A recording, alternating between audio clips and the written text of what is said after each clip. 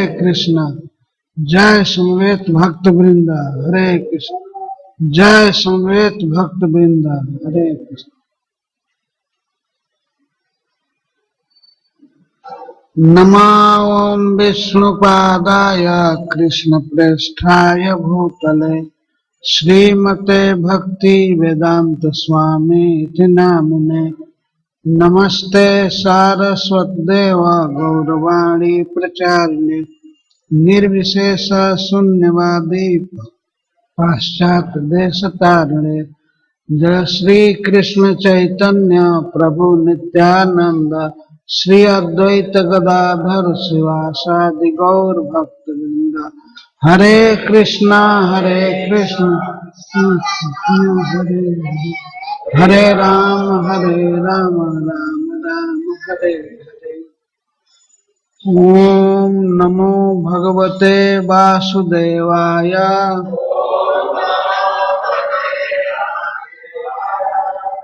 ओम नमो भगवते वासुदेवाय।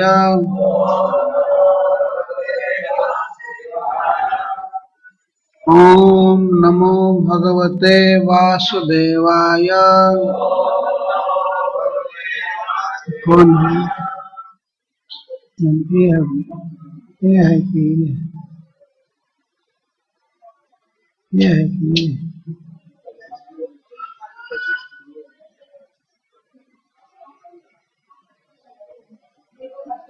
मत्तोऽप्यनन्तात्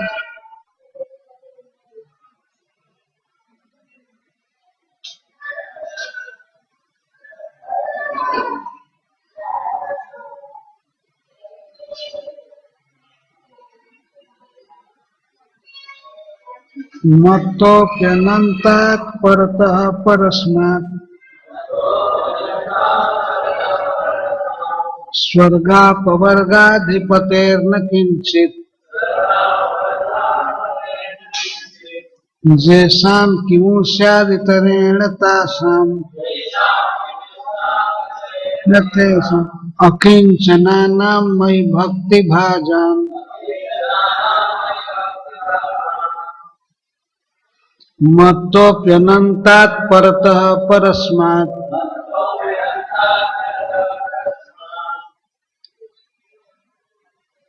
स्वर्गापवर्गाधिपतेर्न किंचित् येषां किमु स्यादितरेण तेषाम्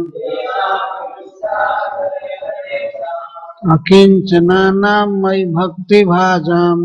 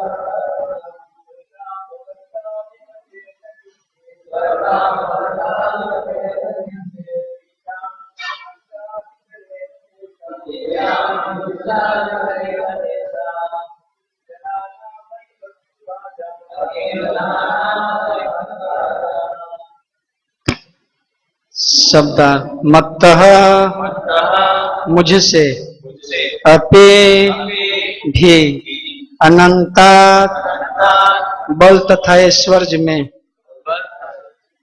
असीम परतः परस्मात् सर्वोच्च से ऊंचा स्वर्ग अपवर्ग अधिपते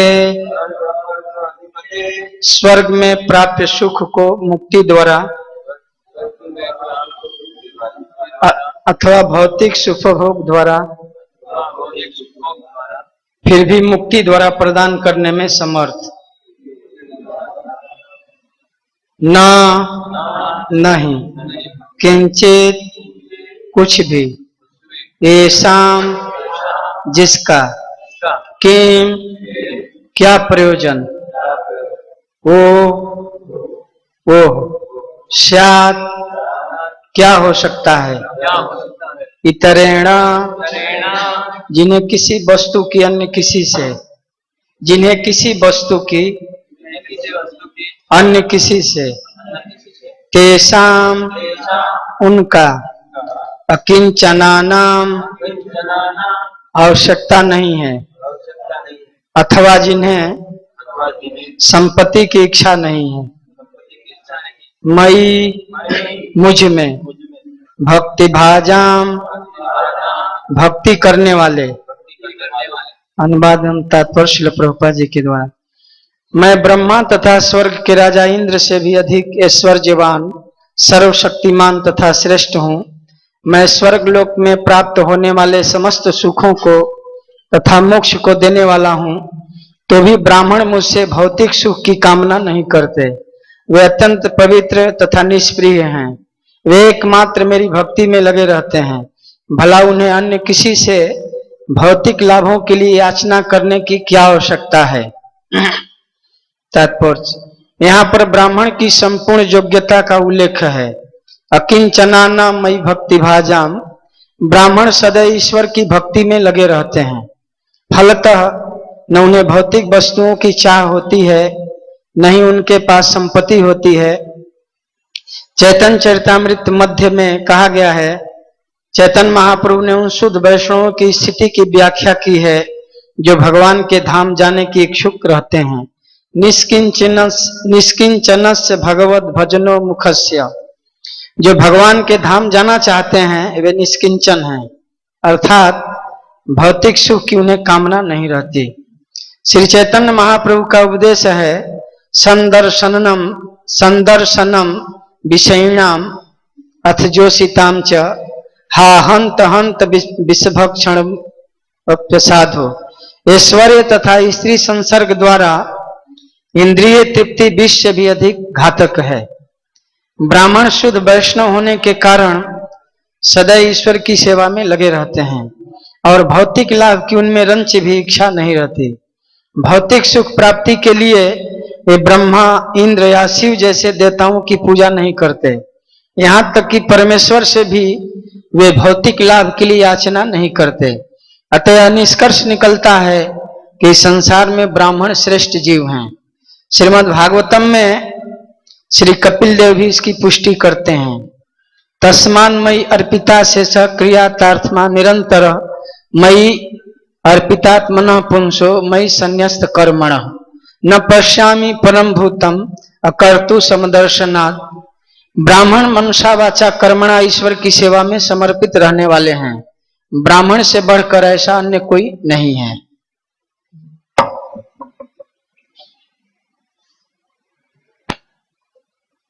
भगवान ऋषभ देव प्रवचन कर रहे हैं ब्रह्मावर्त में, कानपुर में। देश की जनता जुटी है और भगवान के 100 पुत्र भी हैं, जिसमें राजर्षि भरत श्रेष्ठ थे। तो भगवान के 100 बेटा बैठे हैं और जनता बैठी है, सबको भगवान उपदेश कर रहे हैं। तो उन्होंने क्रम से बताया कि कृष्ण भावना की प्रगति में बढ़ने के लिए, कृष्ण भावना प्राप्त करने के लिए ब्राह्मणों की सेवा बहुत आवश्यक है। उसी संदर्भ में भगवान अब उपसंहार कर रहे हैं। ये अंतिम श्लोक है जिसमें ब्राह्मणों की योग्यता का वर्णन कर रहे हैं। ब्राह्मण मुझसे भी कुछ नहीं मांगते हैं, फिर दूसरे से क्या मांगेंगे। मैं स्वर्ग का और अपवर्ग का अधिपति हूँ। तो स्वर्ग में जो भी सुख है, इंद्र आदि को प्राप्त है, उसका स्वामी मैं हूँ, मैं अधिपति हूँ। और अपवर्ग वैकुंठ का स्वामी भी मैं हूँ। वैकुंठ में जो भी सुविधा है, जो भी सुख है, सब मेरे अधीन है। और स्वर्ग का सुख मेरे अधीन है, और इस पृथ्वी का भी सुख सब मेरे अधीन है। मैं सब कुछ देने में समर्थ हूँ। तो मैं अपने शुद्ध भक्त को, ब्राह्मण को ये चीज देना चाहता हूं, तो मेरे देने पर भी वे नहीं लेते हैं। दिए मानव न गृह्णन्ति। एक श्लोक में भगवान ने कहा है कि मैं देता हूं, पर देने पर भी नहीं लेते हैं, फिर मांगने की तो बात ही क्या है। तो भगवान कह रहे हैं कि जब वे मुझसे भी नहीं मांगते हैं, तो किमु इतरेण तेषाम, तब दूसरे से क्या उनको जरूरत है। दूसरी वस्तुओं की वे क्या कामना करेंगे। असली बात है कि वे मैं भक्ति भाजाम, मेरे भक्ति के पात्र हैं, उनमें मेरी भक्ति लबालब भरी रहती है। भक्ति के सुख से वे तृप्त रहते हैं। इसी कारण से अन्य वस्तुओं की कभी कामना नहीं करते हैं। इस तरह भगवान अपने भक्तों का लक्षण बता रहे हैं।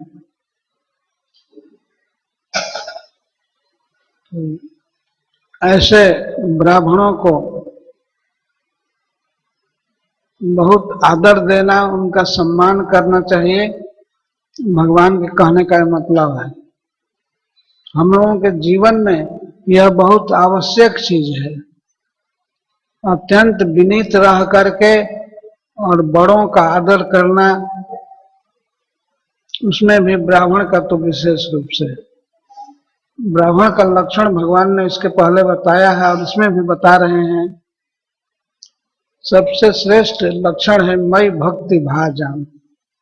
जो मेरी भक्ति के पात्र हैं, मेरी भक्ति उनके अंदर भरी हुई है, जो भक्ति के सुख में विभोर हैं और भौतिक कुछ भी वस्तु का संचय नहीं करते हैं, अकिंचन है।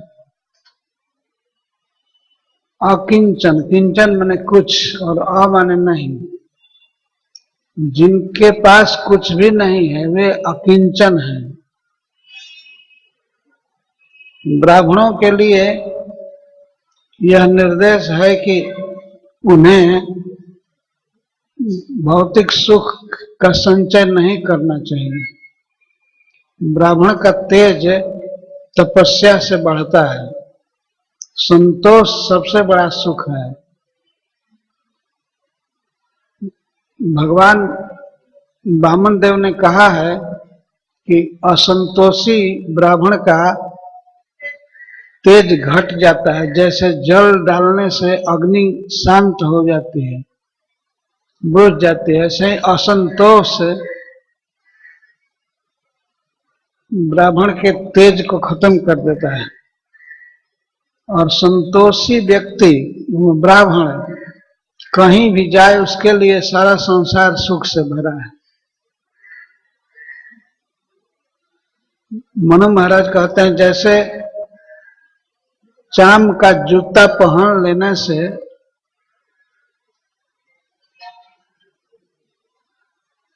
पूरी पृथ्वी चमड़े से आवृत मानी जाएगी।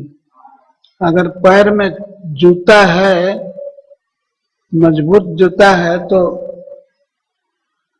वो कहीं भी पृथ्वी उसी जूते से युक्त है, कहीं कांटा नहीं लगता है, कोई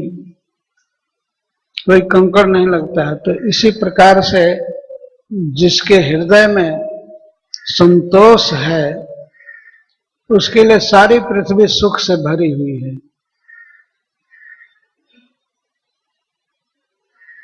तो ब्राह्मण ऐसा होना चाहिए कि भगवान के भक्ति से, भगवान के नाम कीर्तन से, श्रीमद् भागवतम से वो सुखी होता है। और उससे अन्य सुख की अपेक्षा नहीं होती है। यहाँ तक कि भगवान प्रसन्न होते हैं और कहते हैं कि ये ले लो, स्वर्ग ले लो, या इस पृथ्वी का एक छत्र राजा बन जाओ। वो कहता है ना, हमको नहीं चाहिए।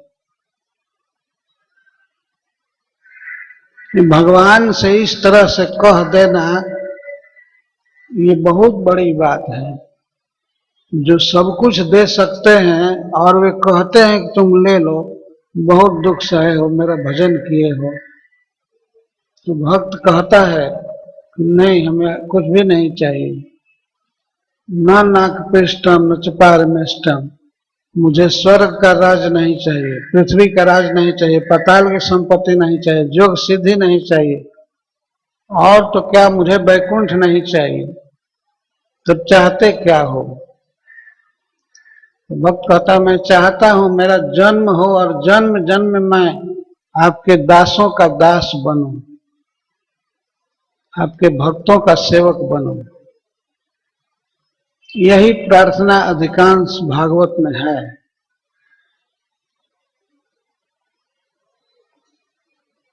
तो भगवान स्पष्ट कहते हैं कि ब्राह्मण इसलिए श्रेष्ठ हैं कि वो मेरे भक्त होते, मेरी भक्ति के रस से भरे रहते हैं और उन्हें किसी वस्तु की अपेक्षा नहीं रहती।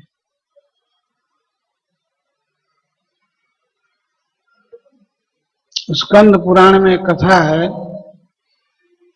कि एक ब्राह्मण थे, उनका नाम था कौत्स।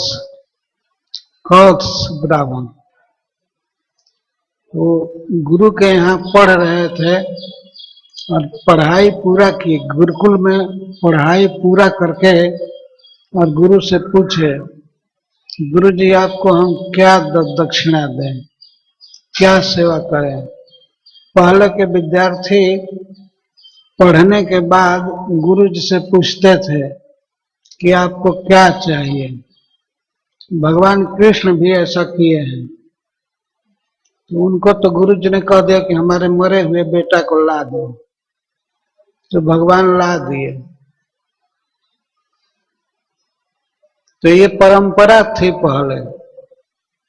अब तो बिल्कुल उल्टी होगा। तो एडमिशन के समय ही अब बहुत भारी चार्ज देना होता है, उसी में लड़के असमर्थ होते हैं और पढ़ाई नील है।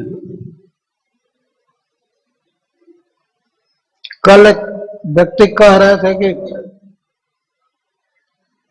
केवल स्कूल में बच्चा चला जाए, सीटिंग करे, केवल बच्चों के साथ बैठे, इसका भी बहुत बड़ा फीस है। पढ़ाई तो बाद में होगी, पहले बैठना सीख जाए, स्कूल में जाना सीख जाए।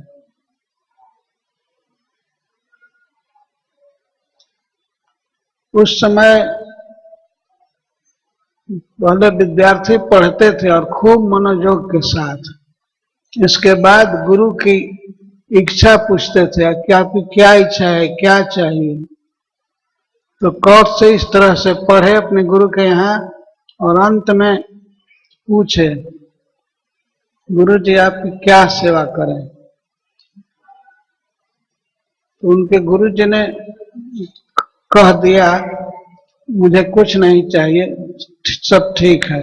लेकिन वे बार बार विनय किए, बार बार आग्रह किए, नहीं कुछ सेवा का अवसर दीजिए, कुछ सेवा का अवसर दीजिए।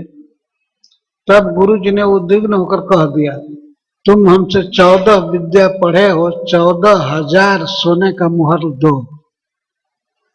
ऐसे कह दिया, 14 सहस्र मुद्रा हमको दो। तो कौत्स तो बिल्कुल अकिंचन थे, उनके पास कुछ भी नहीं था। वे अयोध्या गए। उस समय महाराज रघु राज करते थे। महाराज रघु बहुत प्रतापी राजा थे, लेकिन वे यज्ञ में सब कुछ दान कर चुके थे।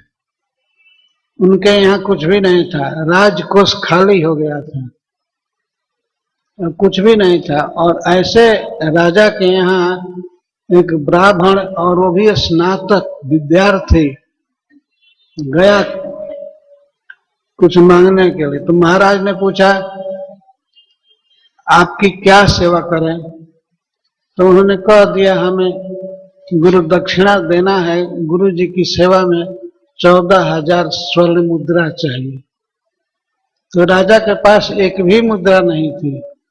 यज्ञ में सारा राजकोष खाली हो गया था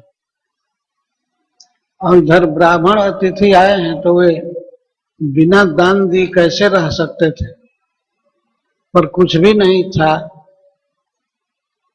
तब उन्होंने सेनापति को कहा कि अब स्वर्ग के कैशियर ट्रेजरर कुबेर जी पर चढ़ाई करो। रथ तैयार किया गया, सारी सेना स्वर्ग जाने के लिए तैयार हुई, अलकापुरी चढ़ाई करने के लिए।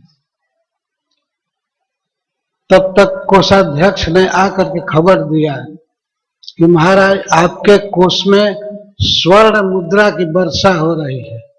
स्वर्ग से सोने की मुद्राएं बरसाई जा रही थी, बहुत वर्षा हुई, पूरा आगार भर गया, पूरा कोष भर गया स्वर्ण मुद्रा से।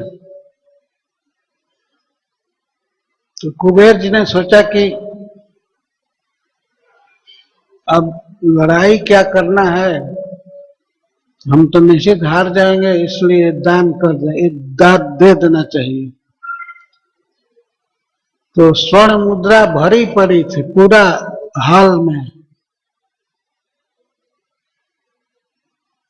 तो महाराज रघु ले गए कौत्स को, कहे कि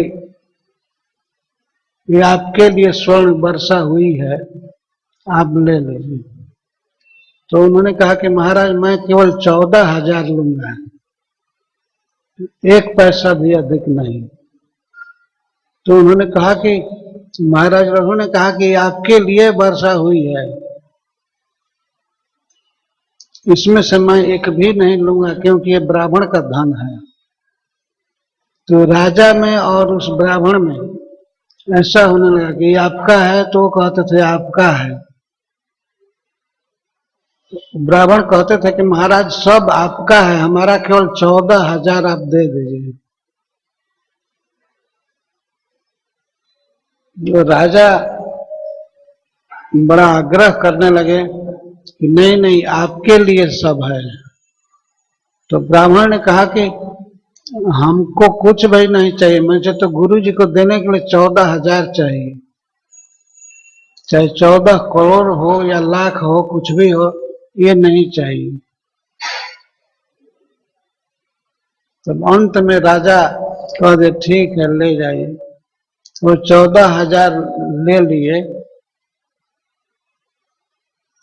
और शेष द्रव्य ब्राह्मणों को दान दे दिया गया। राजा ने कुछ भी नहीं रखा और ब्राह्मण भी कुछ नहीं रखे। तो इस तरह से भक्त ब्राह्मण निष्प्रिय होते हैं, संतुष्ट होते हैं। मनुस्मृति में उसके 5वें अध्याय में 106वें श्लोक में मनु महाराज ने कहा है कि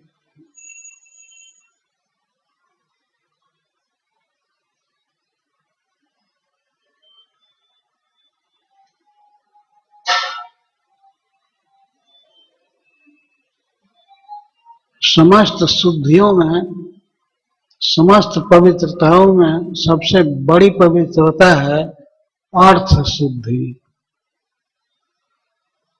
अर्थ शुद्धि का मतलब है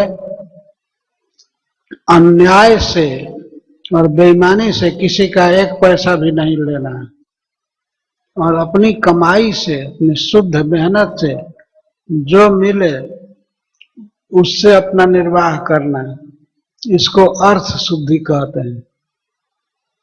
तो वे कहते हैं कि अर्थ शुद्धि सबसे बड़ी शुद्धि है। हम कैसे कपड़ा पहन रहे हैं, खा रहे हैं, घर में रह रहे हैं, ये सब शुद्ध कमाई का होना चाहिए। तो वे कहते हैं कि केवल पानी से और मिट्टी से स्नान करने से शुद्धि नहीं होती है।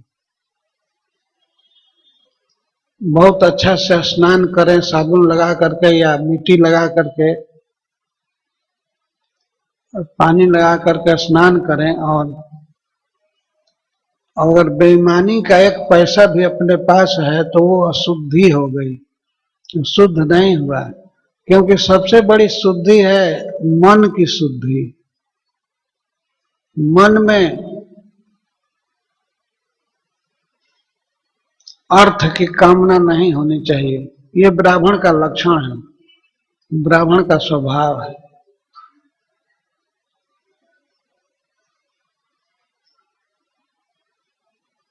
हमारे वैदिक इतिहास में ऐसी बहुत सी घटनाएं हैं। कितना लोग शुद्ध होते थे और ब्राह्मणों का भक्त।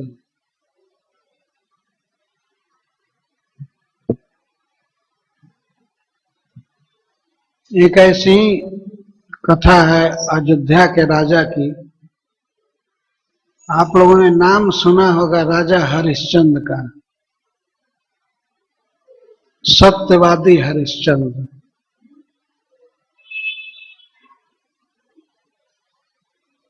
हमने बहुत बचपन में एक नाटक देखा था, सत्यवादी हरिश्चंद्र। तो ऐसा हुआ कि महाराज हरिश्चंद्र की कीर्ति स्वर्ग तक फैली थी, सब लोग प्रशंसा करते थे। तो उनकी प्रशंसा को सुनकर इंद्र को स्पृहा हो गई, ईर्ष्या हो गई।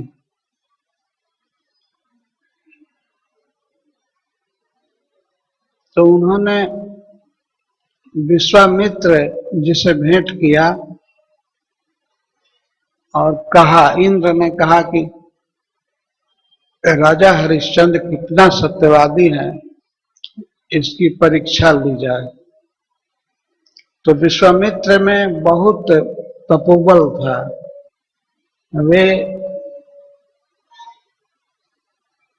एक दिन सोए हुए राजा हरिश्चंद्र को सपना में कहे, सपना दिखाए कि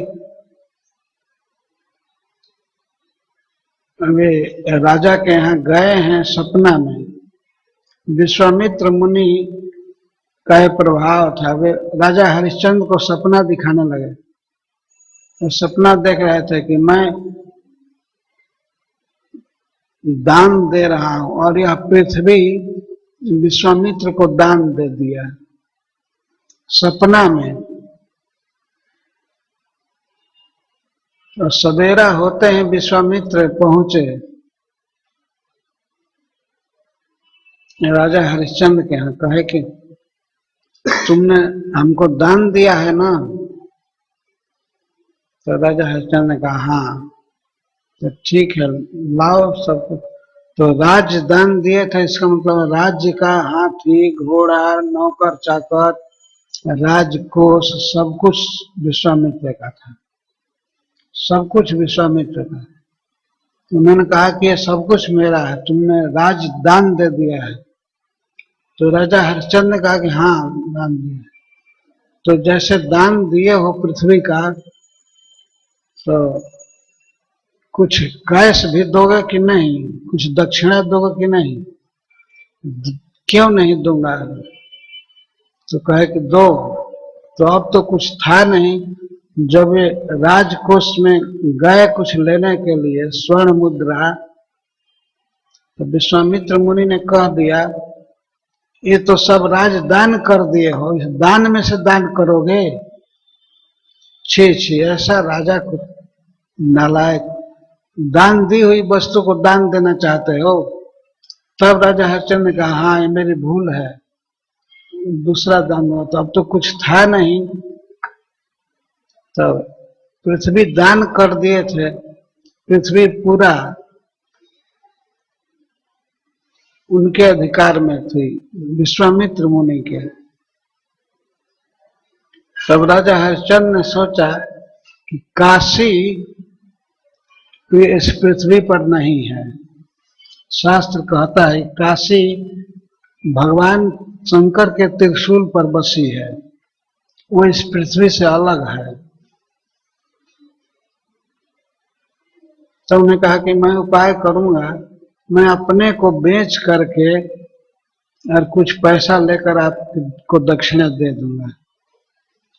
तब विश्वामित्र मुनि ने कहा कि कहाँ बेचोगे? उन्होंने कहा काशी। ठीक है। तो राजा हरिश्चंद्र, उनकी पत्नी शैव्या और बच्चा रोहिताश्व, ये तीनों चले। और रथ से नहीं चल सकते थे क्योंकि रथ सब दान हो चुका था, घोड़े हाथी सभी दान हो चुके थे। तो दान की वस्तु का वे उपयोग अपने में नहीं करते, तो पैदल जा रहे थे। पैदल जाते समय रानी थक गई, राजकुमार थक गया। तो हम ड्रामा में देखे थे, जब राजकुमार को प्यास लगती है, वो पानी पीने के लिए किसी गृहस्थ के यहाँ रास्ते में जाता है। तो राजा हरिश्चंद्र देखने पर तुरंत रोके, सुनो सुनो क्या कर रहे हो? तो प्यास लगी है, पानी पीना चाहता हूँ। तो उन्होंने कहा कि अरे हमारे पूर्वज गंगा जी को इस पृथ्वी पर लाए, और उसी वंश का होकर के तुम दूसरे का दिया हुआ पानी पियोगे?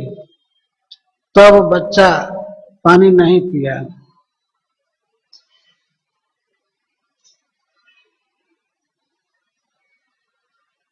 जो वंश इस पृथ्वी पर गंगा जी को लाया है और उसका वंशधर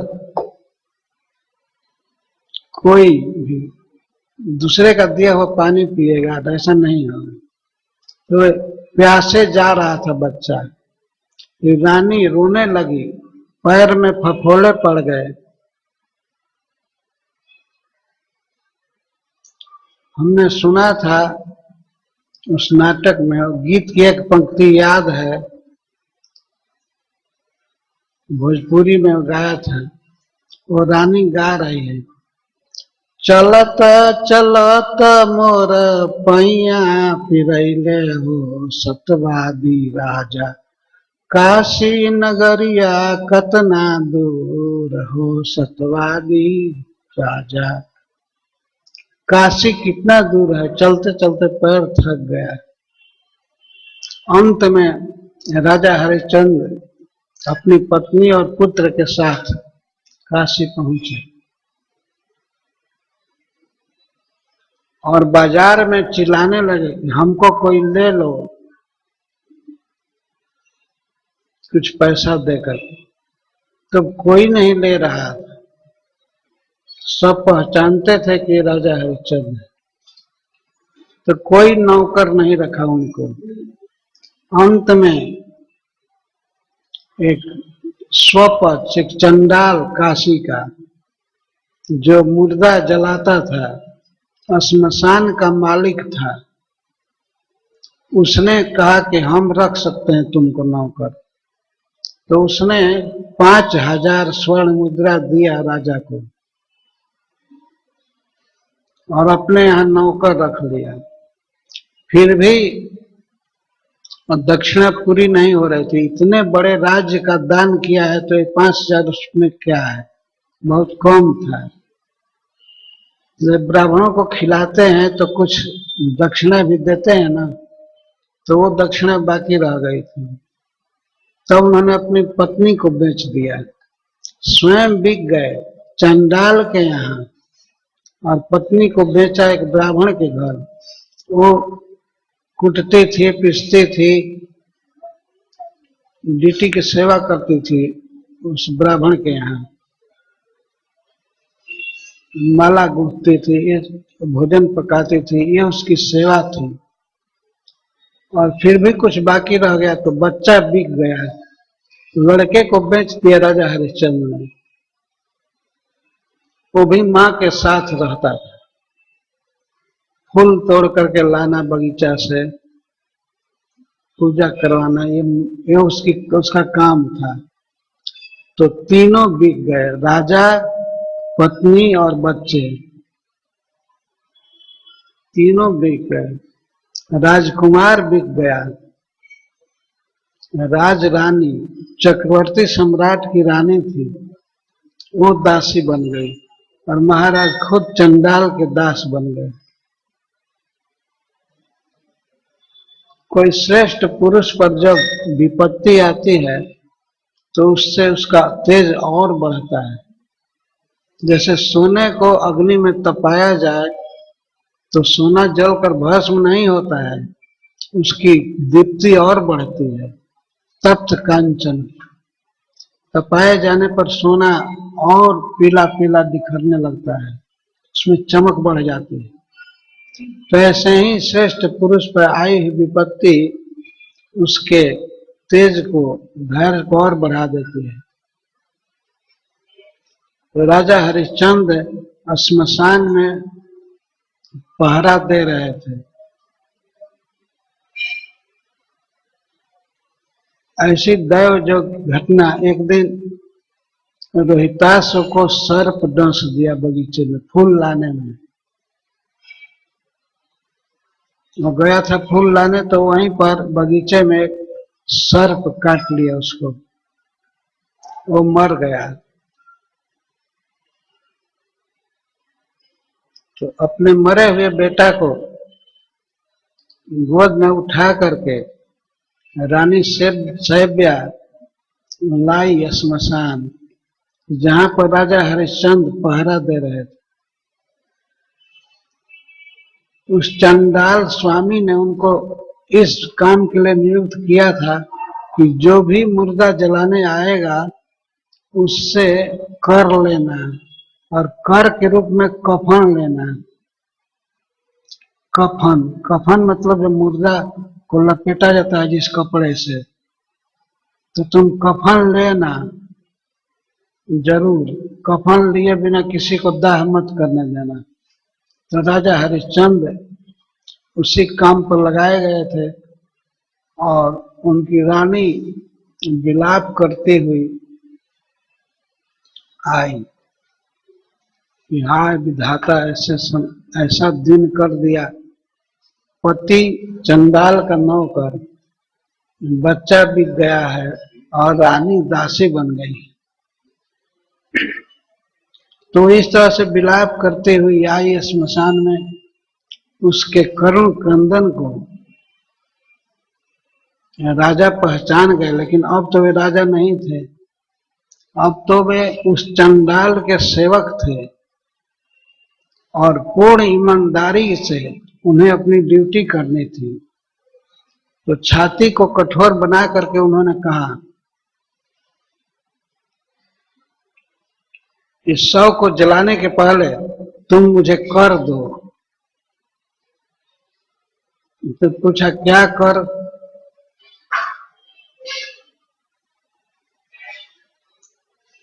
वो पहचान गई ये हमारे पति हैं। तो उन्होंने कहा, सैब्या ने कहा कि आप पहचानते नहीं हैं, मैं आपकी पत्नी हूं और ये आपका पुत्र है। तो राजा का पुत्र मर गया है और रानी लेकर आई है, पर अपना कर्तव्य है टैक्स मांगना, कर लेना।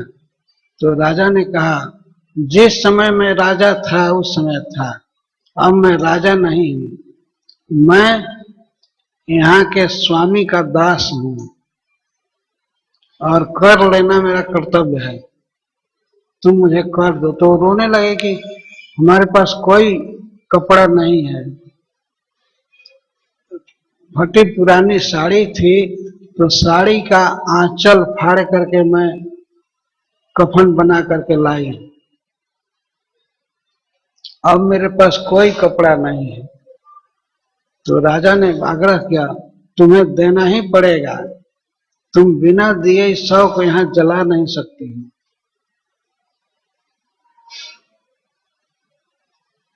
तो वह और रोने लगी, लेकिन वो भी तो राजा हरिश्चंद्र की पत्नी थी।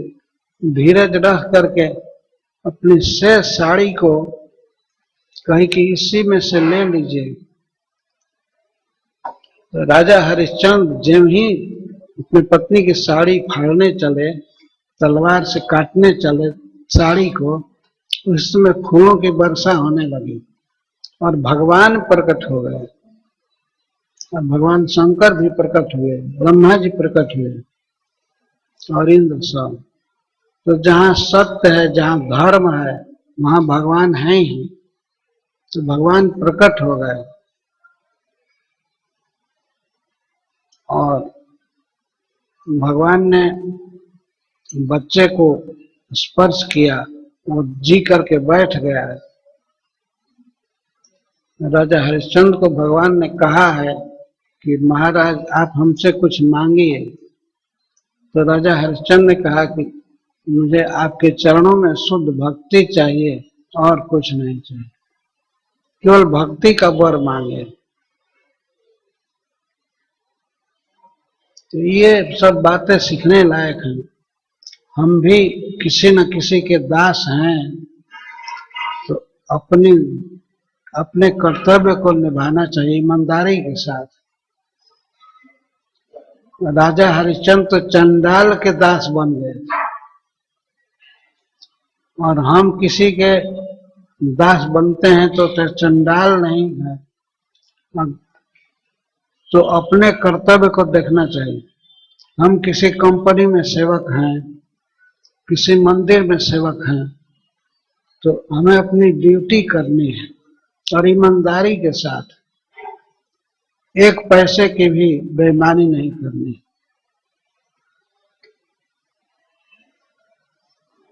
जो भी दान मिला तो दान का पैसा पूरा पूरा दान के विषय में होना चाहिए। भगवान की सेवा, वैष्णवों की सेवा, भगवान का प्रचार, ये हम लोगों के लिए धर्म है। हम मंदिर में रहने वाले भक्तों के लिए ये उपदेश है। जीवन में ईमानदारी प्रथम होनी चाहिए, कर्तव्य पालन, यही धर्म है। शास्त्र इसी को धर्म कहते हैं। धर्म मतलब अपना कर्तव्य, हमें जो करना है।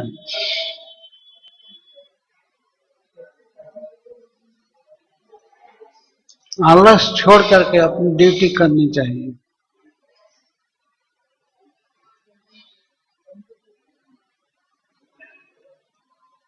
उस समय ये याद नहीं रहना चाहिए कि हम इस परिवार के हैं, हम ऐसे हैं, ये हैं, नहीं, कुछ नहीं। जैसे राजा हरिश्चंद्र सोचते थे मैं इस चंडाल का दास हूं, तो इसलिए वे अपनी पत्नी से भी उस विपत्ति में कर मांगे, वो डिगे नहीं। भारतेंदु हरिश्चंद्र ने लिखा है, चंद्र टरय सूरज टरय, टरय जगत व्यवहार, पै दृढ़ श्री हरिश्चंद्र को टरय न सत्य विचार।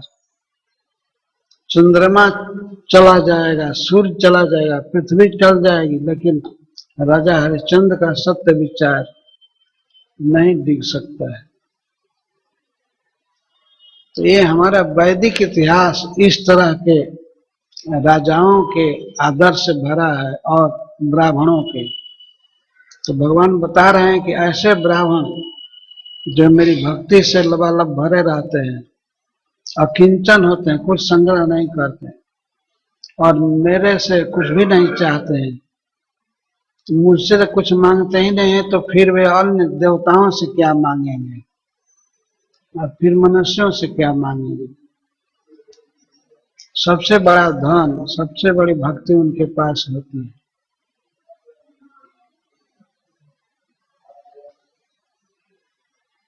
एक बार की सत्य घटना है कि जब चैतन्य महाप्रभु के पार्षद श्री सनातन गोस्वामी वृंदावन में रहते थे, तो एक बार वर्धमान में एक ब्राह्मण को बहुत जरूरत थी पैसे की, बेटी का विवाह करना था। तो शंकर जी के भक्त थे, तो बेचारे चिंता में सो गए। तो सपना देखे कि भगवान शंकर कह रहे हैं कि तुम वृंदावन चले जाओ, वहां सनातन गोस्वामी रहते हैं, वे तुमको धन दे देंगे।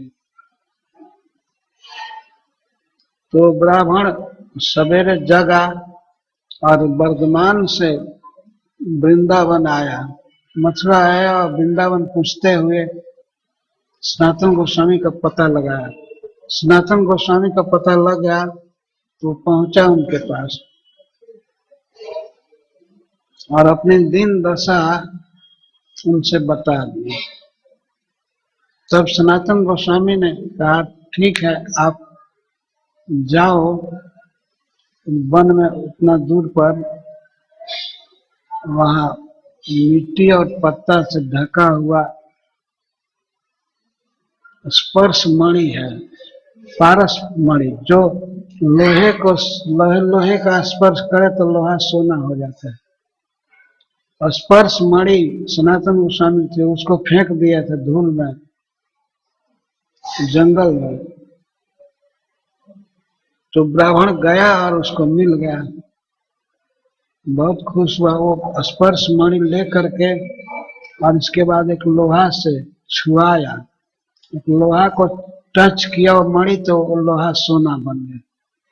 तो बहुत प्रसन्न था, वो लेकर के आया सनातन गोस्वामी के पास और कहा, ठीक है, मैं जा रहा हूं। तो सनातन गोस्वामी ने कहा, ठीक है। लेकिन जब वो ले करके चला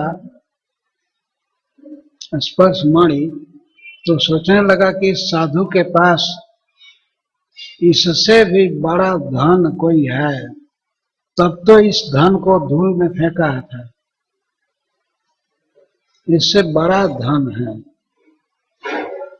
तो उसको जिज्ञासा हुई, लौट करके रास्ते से आ गया और सनातन गोस्वामी से पूछा ताकि मैं पा गया धन, लेकिन एक प्रश्न उठ गया मेरे मन में, आप इससे भी अधिक धन रखे हैं ना, इससे ज्यादा धन आपके पास है, तभी तो इस धन की आप उपेक्षा किए हैं। तब सनातन गोस्वामी ने कहा, हाँ, तो हमको वह धन दे दीजिए।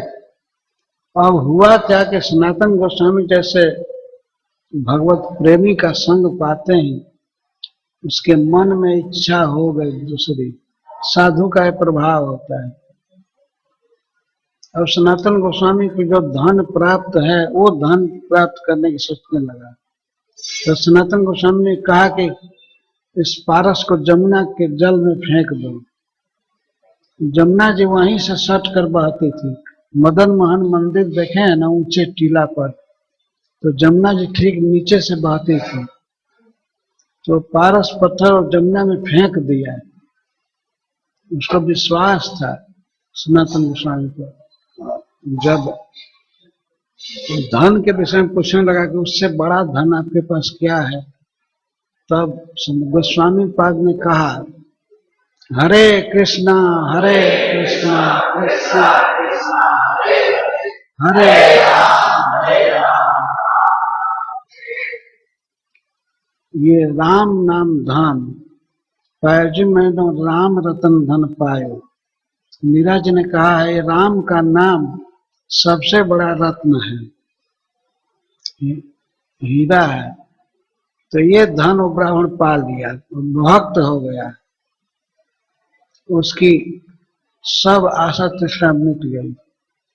तो इस तरह भक्त अकिंचन होते हैं। सनातन गोस्वामी के पास कुछ भी नहीं था और निष्प्रिय थे, लोहा को टच करके सोना बना देता था। ऐसे मणि को पा करके वे कोई ऐसा नहीं था कि बहुत सुरक्षित कुटिया में रखें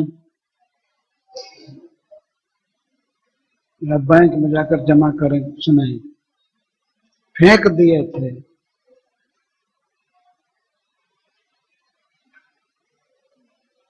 तो भगवान कहते हैं कि ऐसे अकिंचन ब्राह्मण मेरे भक्ति के सुख से पूर्ण रहते हैं और कुछ भी नहीं चाहते हैं। स्वर्ग अपवर्ग अधिपते, मैं स्वर्ग का और अपवर्ग का, वैकुंठ का राजा हूँ, लेकिन हमसे कुछ नहीं मांगते हैं। तो फिर दूसरे से क्या मांगेंगे? इतरेण किम ऊ, फिर इतरेण दूसरे से क्या मांगेंगे? अर्थात कुछ नहीं।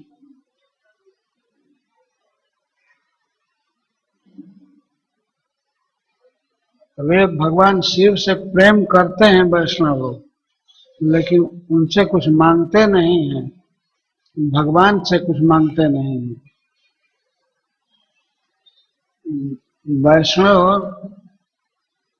शंकर जी से प्रेम करते हैं, परंतु कामना से नहीं कि हमको ये दे दीजिए, हमको ये दे दीजिए। शुद्ध भक्ति से प्रेम संबंध रखते हैं।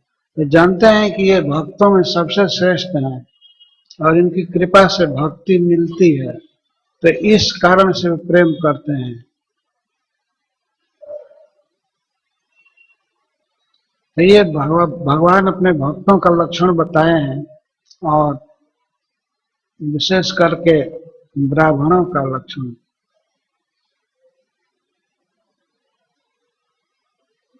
तो ब्राह्मण के उत्कर्ष को सहन करना चाहिए। भगवान हम लोगों के हित के लिए प्रवचन कर रहे हैं। ऐसा नहीं है कि उनका कोई प्रोग्राम था और आ करके बस अपने बोली बोलकर चले गए।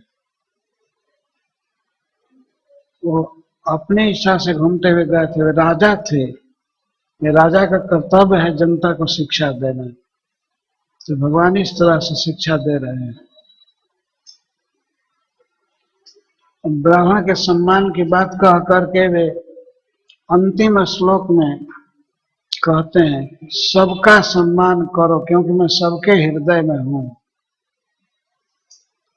तो इस तरह भगवान ने अपना प्रवचन पूरा किया।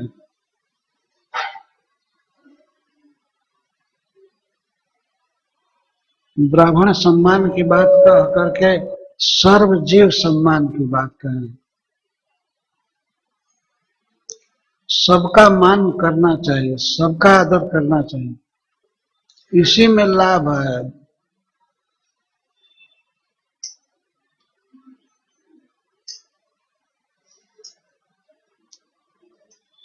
ब्राह्मण या वैष्णव खुद आदर नहीं चाहते हैं, वो नहीं चाहते हैं कि मेरा सम्मान हो, बल्कि सम्मान मिलता है तो वे उसको स्वीकार नहीं करते और दूसरों को सम्मान देते हैं। बहुत मधुर वचन बोलना, कोई वस्तु किसी को जरूरत हो तो उसे यथाशक्ति देना,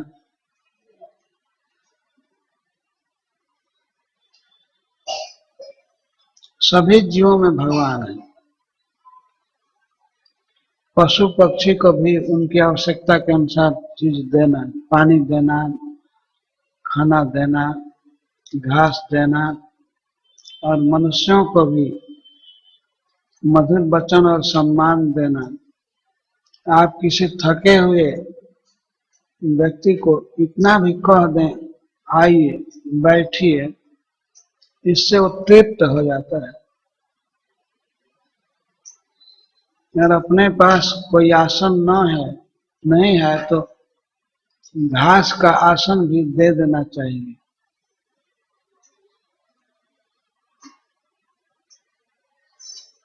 यह भक्ति है, सबका आदर देना। इसके विषय में भी सनातन गोस्वामी का एक उदाहरण है। उस समय जब सनातन गोस्वामी वृंदावन रह रहे थे तो भारतवर्ष में कई लोग दिग्विजय के लिए निकलते थे। उस समय दिग्विजय का मतलब हाथी घोड़ा आदि लेकर चढ़ाई करना नहीं था, बड़े बड़े विद्वान अपने शास्त्र बल से जाते थे दूसरे राजा के यहाँ या दूसरे जगह, और वहां वे शास्त्रार्थ करते थे, और शास्त्रार्थ में जब वे पराजित कर देते थे तो मानते थे कि हमारी विजय हो गई। तो एक ऐसा ही दिग्विजयी विद्वान मथुरा पहुंचा। मथुरा वो भी विद्या की राजधानी थी। काशी, मिथिला, नवद्वीप ये सब स्थान बड़े प्रसिद्ध थे। तो मथुरा में आकर के उसने ऐलान किया कि कोई पंडित हमारे साथ शास्त्रार्थ करे। तो सब लोग शास्त्रार्थ किए और शास्त्रार्थ में हार गए। तो एक विजय पत्र वो लिखा था, हमारी ये विजय हुई। तो उसमें लिखा था नाम के आगे साइन कराता था कि मैं हार गया। तो पंडितों ने हार मान लिया और सबने कह दिया कि इस मथुरा प्रदेश में, वृंदावन में एक महात्मा रहते हैं जिनका नाम सनातन गोस्वामी।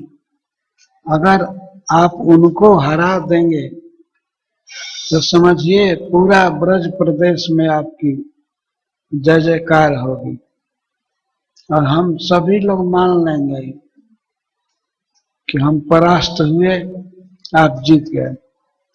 तो बड़े उत्साह से वृंदावन गया और सनातन गोस्वामी का पता लगा करके वो पहुंचा।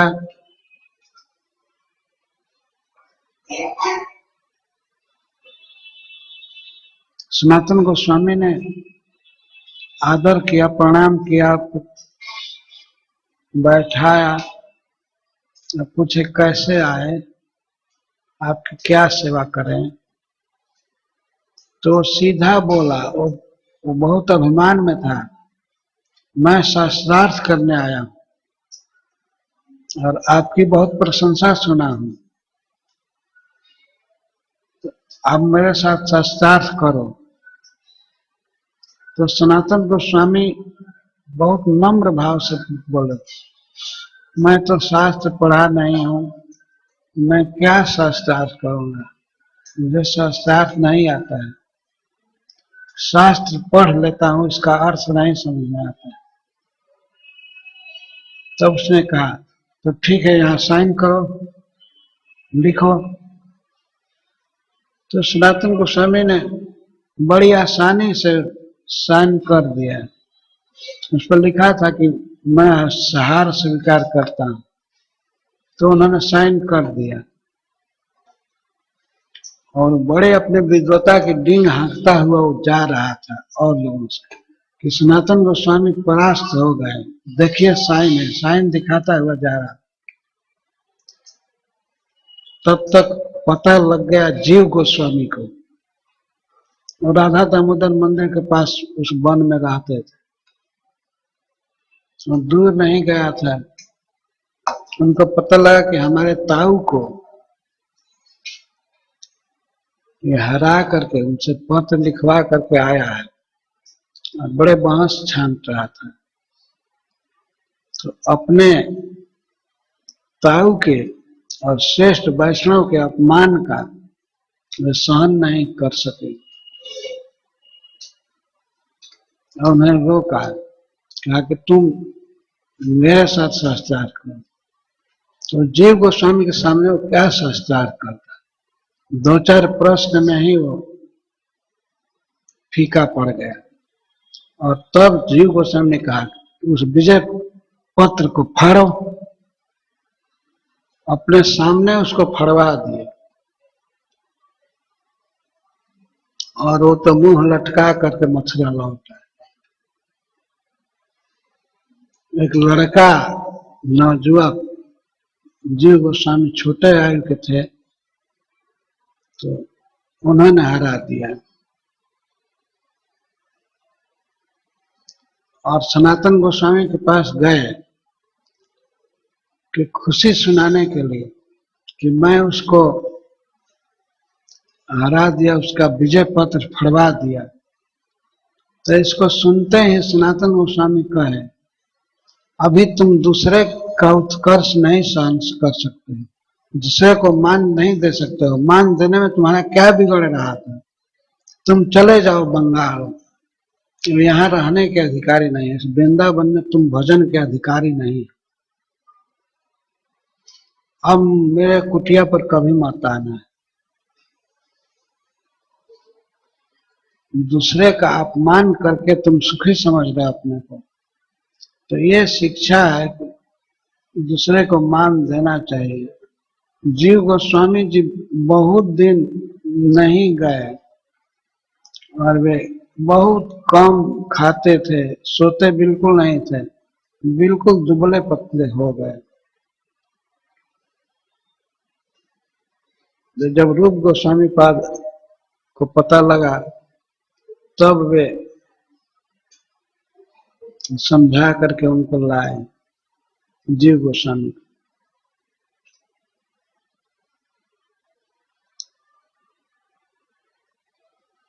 तो इस तरह से दूसरे को आदर देना चाहिए। आदर देने में आदर मिलता है, बिगड़ नहीं जाता है।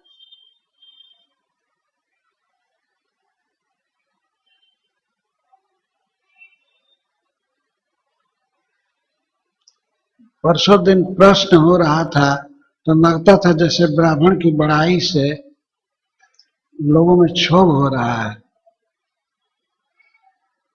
ये ऐसा नहीं होना चाहिए, ये भगवान का प्रवचन है और हम लोग तो केवल उसको हिंदी में भाषांतर कर रहे हैं। तो संस्कृत का शब्द है, बिल्कुल क्लियर है कि भगवान बोल रहे हैं और हित के लिए बोल रहे हैं।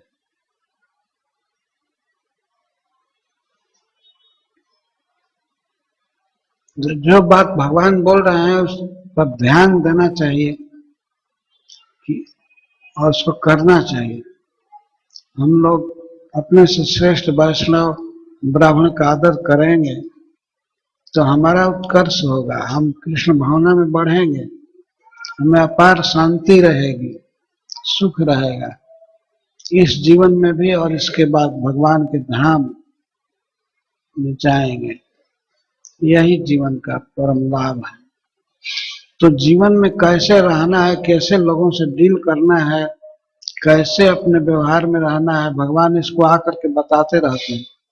इस प्रसंग में श्रील प्रभुपाद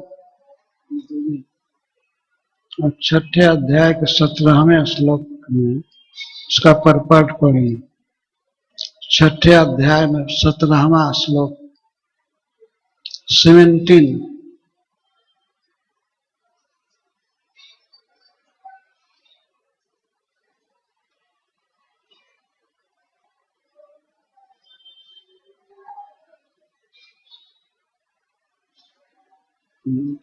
पढ़िए। इस प्रसंग को शेष करते हुए श्रील प्रभुपाद ने कुछ कहा है।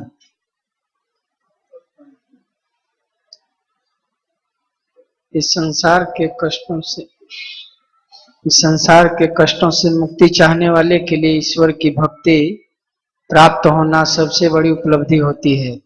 जैसा कि भगवत गीता में कहा गया है, यम लब्ध्वा चा परम लाभम मन्यते नाधिकम ततः।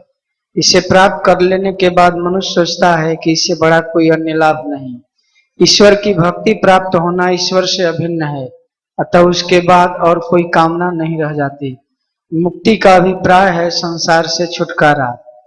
बिल्वमंगल ठाकुर कहते हैं, मुक्ति मुकुंदांजलि सेवते स्मान। भक्त के लिए मुक्ति बहुत बड़ी उपलब्धि नहीं है।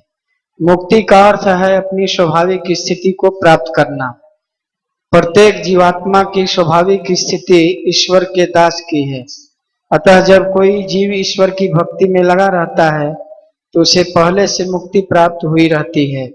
फलतः भक्त कभी मुक्ति की स्पृहा नहीं करता, भले ही ईश्वर स्वयं क्यों न प्रदान करे। परपट ये परपट है। अनुवाद कौन है? भक्त जन भौतिक संसार के विभिन्न दुखों से मुक्त होने के लिए निरंतर भक्ति सरिता में स्नान करते रहते हैं।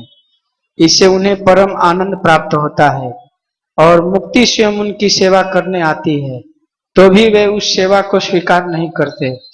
भले ही श्री भगवान स्वयं क्यों न सेवा के लिए तत्पर हों, भक्तों के लिए मुक्ति का कोई महत्व नहीं है, क्योंकि ईश्वर की दिव्य प्रेमा भक्ति प्राप्त हो जाने पर उनकी प्रत्येक आकांक्षा पूरी हो जाती है और वे समस्त भौतिक कामनाओं से ऊपर उठ जाते हैं।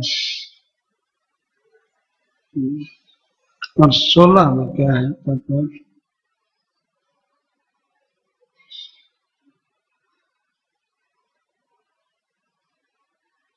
सुखदेव गोस्वामी ने कहा, ऋषभ देव समस्त वैदिक ज्ञान मनुष्यों, देवताओं, गायों तथा ब्राह्मणों के स्वामी हैं।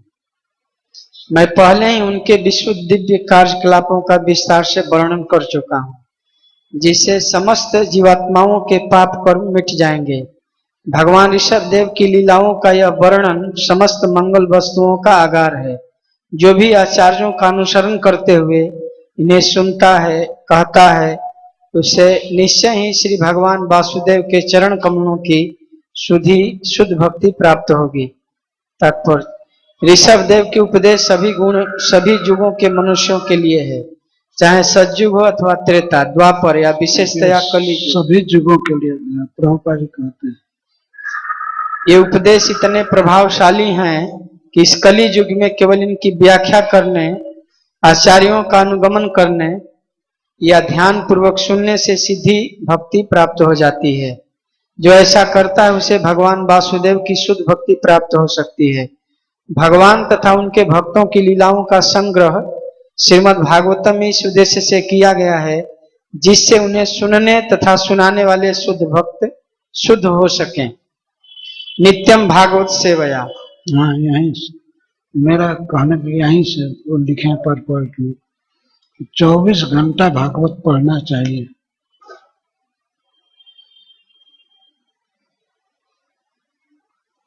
पढ़िए वो लिखे।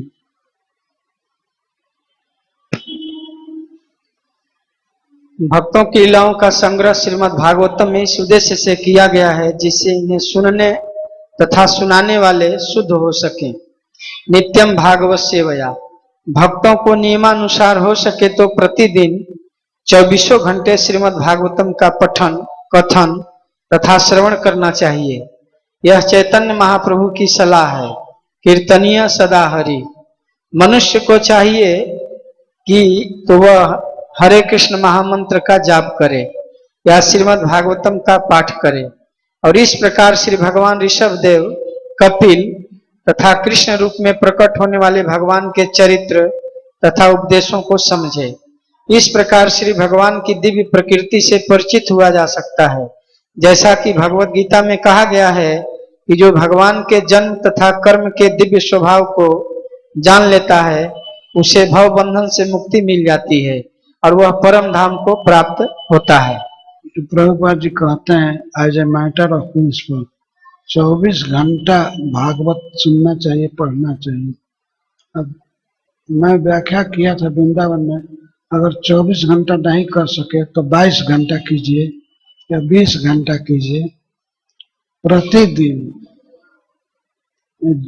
या 10 घंटा या जितना हो सके करना चाहिए। अगर आपसे आधा घंटा ही होता है तो आधा घंटा पढ़िए। ऐसे स्टैंडर्ड है कि 24 घंटा मतलब खाना पीना सब छोड़ करके भागवत पढ़ना चाहिए, महामंत्र जपना चाहिए।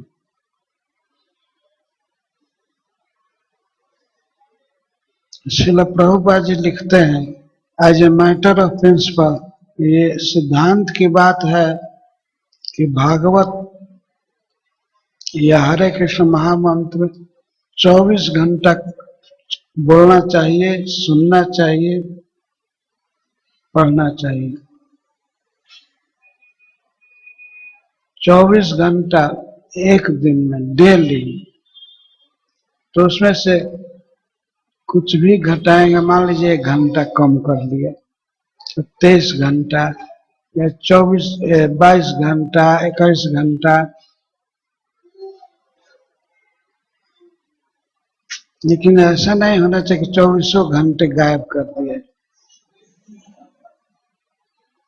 24 घंटे में कम से कम 1 घंटा जरूर पढ़ना चाहिए, जपना चाहिए। महामंत्र जपने में तो कम से कम 2 घंटा। मैं श्रील प्रभुपाद जी की बात कह रहा हूँ, उन्होंने कहा है कम से कम 24 घंटे भागवत पढ़ना चाहिए, सुनना चाहिए या महामंत्र का जप करना चाहिए 24 घंटा।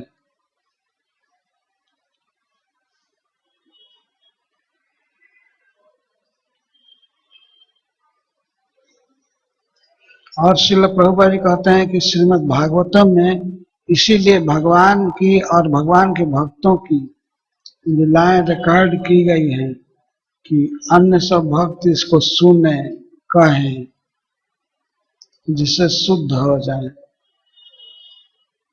सुखदेव गोस्वामी कहे हैं, मैंने भगवान ऋषभदेव के शुद्ध चरित्र को कहा, जो मनुष्यों के समस्त दुष्चरणा भी हरणम, जितना भी दुष्चरिता भी हरणम, जो भी दुष्कर्म हो गए हैं, जो भी गलती हो गई है, उसको केवल सुनने मात्र से समाप्त कर देगा। इतना प्रबल प्रसंग है। भगवान ऋषभदेव आए, आ करके सबके धर्म को सिखाए। पहले ब्रह्मचारी रहे, गुरुकुल में वास किए, गुरुकुल में रह करके गुरु को दक्षिणा दे करके और तब गृहस्थ बने, राजा बने, और राजभवन में ही वे विरक्त हो गए, और जब घर छोड़े तो गगन मात्र पर आकाश केवल संग्रह था, एक वस्त्र भी शरीर पर नहीं था। राजभवन में ही मुकुट और वस्त्र सब त्याग दिए और किसी के बात का कोई उत्तर नहीं देते थे, चल दिए। गूंगे की तरह, बहरे की तरह, कोई पूछता रह गया कि महाराज कहाँ जा रहे हैं, कहाँ जा रहे हैं, कोई उत्तर नहीं। इस तरह घर से निकलकर परमहंस आश्रम के धर्म को सिखाए। तो उनके इस जड़ चर्या को, जो बहुत ऊंची चीज है, कलयुग में एक अरहत नाम का राजा भगवान ऋषभदेव के कर्मों की नकल करेगा। सुखदेव गोस्वामी कहे हैं,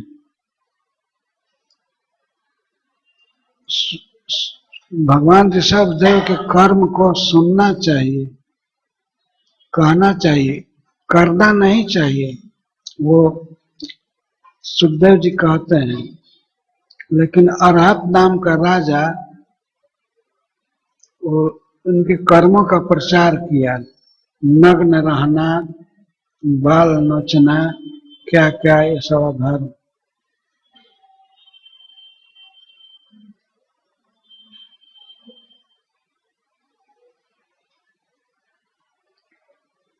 हम लोगों के लिए सुखदेव गोस्वामी का, श्रील प्रभुपाद का यही कहना है कि हम लोगों को भगवान ऋषभदेव के चरित्र को कहना चाहिए, सुनना चाहिए,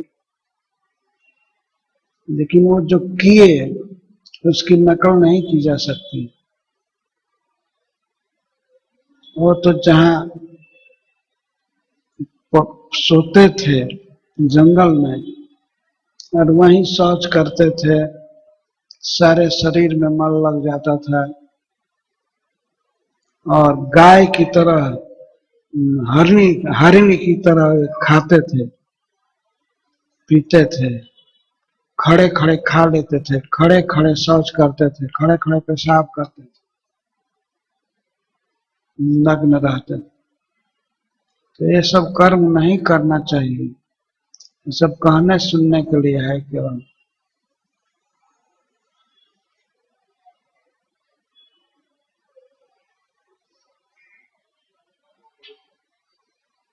तो भगवान का उपदेश यहाँ पूरा हो रहा है। अब अंतिम श्लोक है,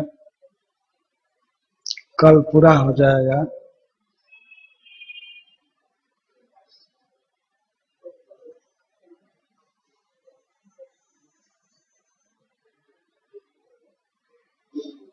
धन्यवाद। हरे कृष्ण।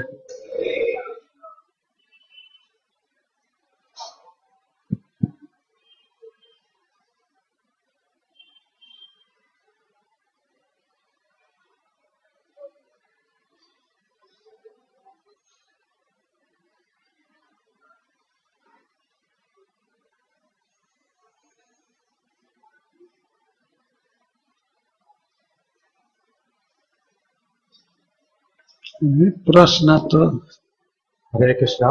प्रश्न बहुत जरूरी होना चाहिए।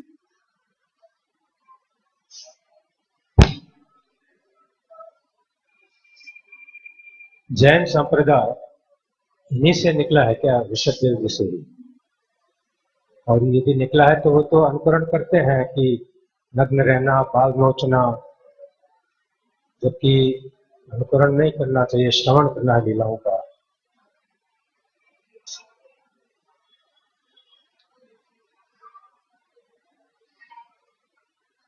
पता नहीं, वो आप लोगों को ज्यादा मालूम होगा।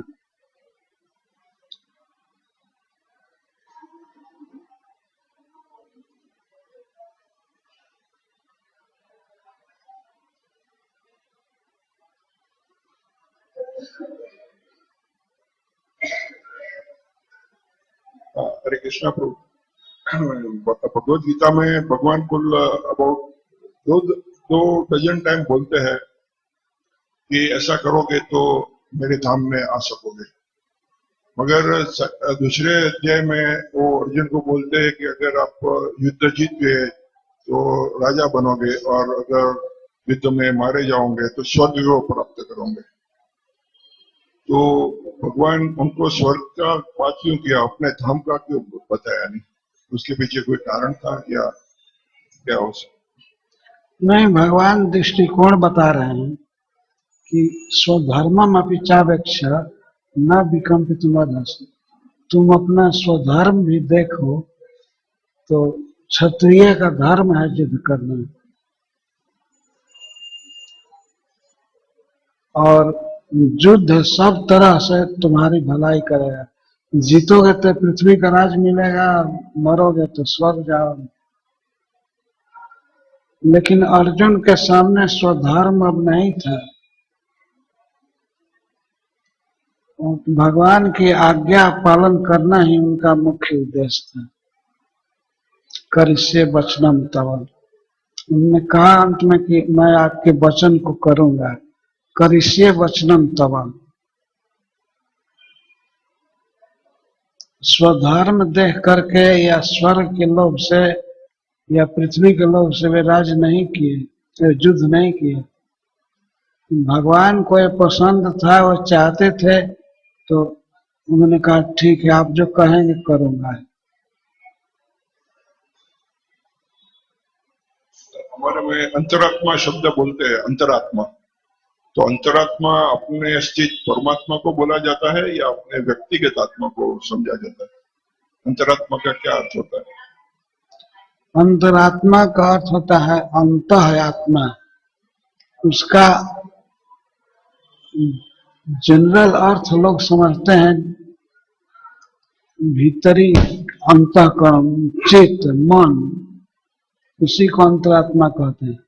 और वास्तविक आत्मा या अंतरात्मा तो जीवात्मा है, और जीवात्मा के भी आत्मा है भगवान, जिन्हें परम आत्मा कहा जाता है।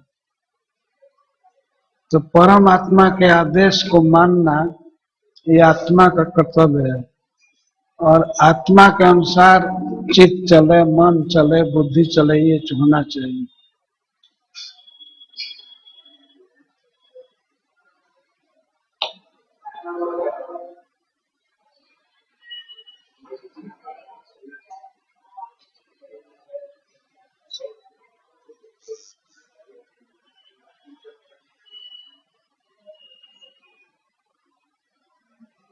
हाँ, तो जप मिला करके सब 24 घंटा जप, महामंत्र का, भागवत पढ़ना, कुछ गीत गाना, भगवान की सेवा करना, ये सब मिलाकर 24 घंटा समझ लेना चाहिए।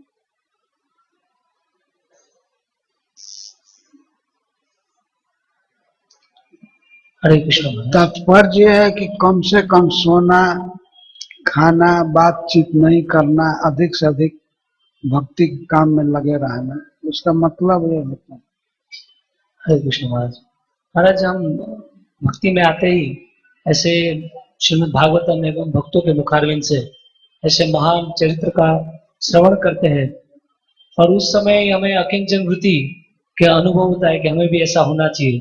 फिर हम प्रवचन करते हैं, उसमें भी हम लोग उदाहरण देते हैं, मगर कुछ समय के बाद ये जो अकिंचन वृत्ति है वे तुरंत ही हमारे दिमाग से ऐसे चरित्र हम भूल जाते हैं, और फिर वापिस जो ब्राह्मण के चरित्र, जैसे यहाँ बताया भगवान ऐसे ऐसे मेरे भक्त होने चाहिए, तो उसका क्या हमें क्या कमी है? क्या हम नाम अपराध कर रहे, इसके लिए हो रहा है ऐसा?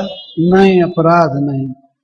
इसका कारण यह है कि हम अनादिकाल से इस प्राकृत शरीर के बंधन में हैं। तो हमारी इस प्राकृतिक जगत में रहते रहते एक प्रकृति हो गई है, एक स्वभाव बन गया है विषयों में रहना। तो कभी हम बात सुनते हैं, भागवत सुनते हैं या भगवत गीता सुनते हैं, तो मन में आता है कि ऐसा बने, ऐसा हो जाए, लेकिन जो स्वभाव है वो हावी हो जाता है। प्रकृति के गुण हमें बलात् जोत देते हैं। तो धीरे धीरे होगा, पर धैर्य रखना चाहिए। धैर्य जरूरी है।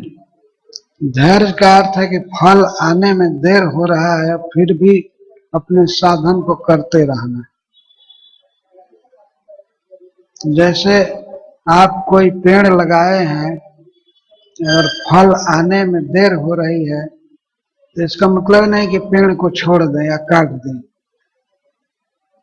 उसको सुरक्षित रखना चाहिए, सिंचाई करना चाहिए, और समय पर फल लगेगा। तो बहुत जन्म बीता है विषयों में, तो इस एक जन्म में, और वो भी 2-4 साल से कुछ थोड़ा कर रहे हैं, तो ये कैसे अकस्मात हो जाएगा? इसमें देर लगेगी, लेकिन ये सत्य है, यही हमारा स्वरूप है। ये तो आएगा ही, परंतु ये समय की अपेक्षा रखता है, साधन की अपेक्षा रखता है। धैर्य रखना चाहिए। धैर्य रख करके और भगवान का नाम जप करना, प्रणाम करना, वैष्णवों के मुख से सुनना, पढ़ना और पूजा आदि कर्म में रहना चाहिए। विशेष करके वैष्णवों को प्रणाम करना चाहिए, श्रद्धा से प्रणाम करना चाहिए। तो प्रणाम से बहुत जल्दी परिणाम मिलता है। भगवान को प्रणाम करना चाहिए बार बार, और उन्हीं से अपने मन की बात कहनी चाहिए। वो अर्चा विग्रह के रूप में हैं, पर निश्चित कृष्ण हैं, हमारी बात को समझ रहे हैं, ये विश्वास रखिए। विश्वास ही मूल भक्ति है।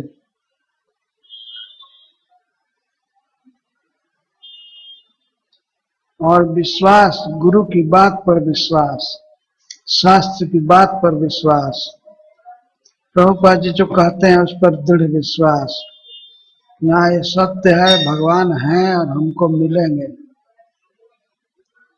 और इसका प्रमाण है कि बहुत से भक्तों को मिले हैं, वे हैं तभी न मिले हैं, और वे सदा रहेंगे, अनंत अनंत काल तक भगवान हैं, रहेंगे, और बहुत पहले से हैं, और सब जगह हैं, हमारे हृदय में भी हैं, हमारी प्रत्येक कामना को, इच्छा को समझते हैं। तो उन्हीं से कहना चाहिए भगवान है।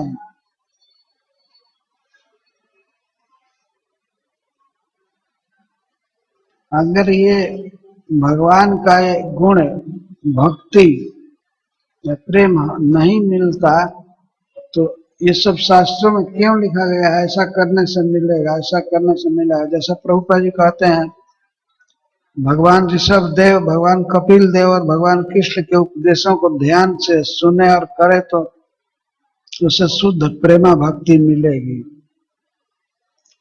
तो ऐसा प्रभाव सुखदेव गोस्वामी वर्णन किए हैं। परीक्षित महाराज की सभा में गंगा जी के तट पर वे झूठ बोलने के लिए नहीं बैठे हैं, वे कह रहे हैं कि ऐसा तुम सुनोगे, कहोगे तो यह चीज मिलेगा, तो बिल्कुल सत्य है। सुखदेव गोस्वामी जैसा महापुरुष, विरक्त शिरोमणि झूठ क्यों बोलेगा? मतलब विश्वास रखना चाहिए कि सत्य है, सत्य है, हम ऐसा करेंगे तो हमको ऐसा मिलेगा।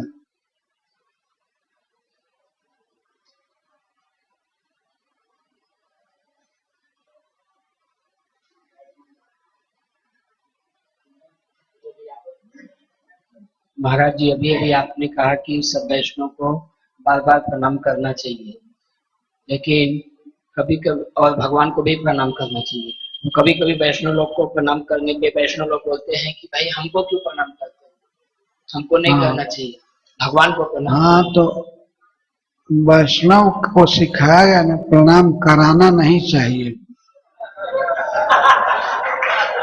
लेकिन करना चाहिए। वैष्णव तो चाहते हैं कि हमको प्रणाम न किया जाए।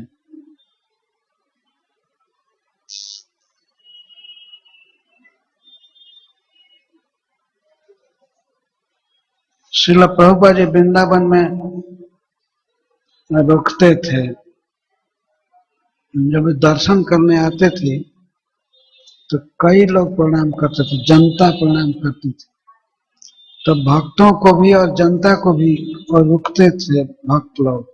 प्रभुपाद जी कहते थे कि हटाओ, प्रणाम न करना। और कभी कभी भूल होती है, लोग आवेश में भगवान के सामने ही प्रणाम करने लगते हैं, तो भगवान के सामने प्रणाम कराना अपराध है। जिसको प्रणाम किया जा रहा है उस पर अपराध लगेगा, क्योंकि ईश्वर के सामने प्रणाम किसी दूसरे को नहीं होना चाहिए।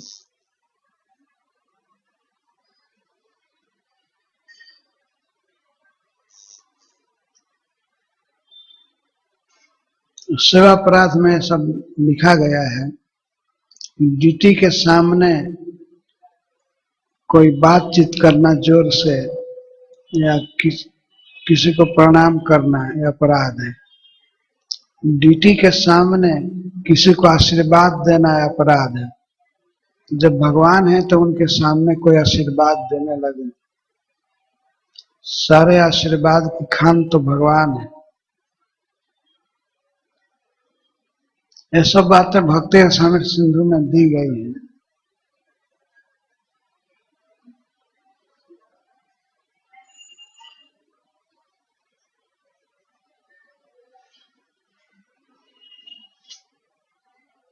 बड़े प्रयत्न से अपने धर्म को सीखना चाहिए कि हमारा क्या कर्तव्य है, हमें क्या करना चाहिए। सवेरे से शाम तक हमें अपना जानना है कि हमारा काम क्या है।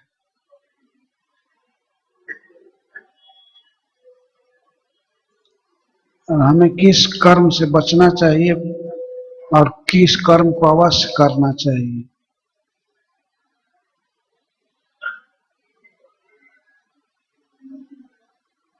ये बहुत आवश्यक है जानना।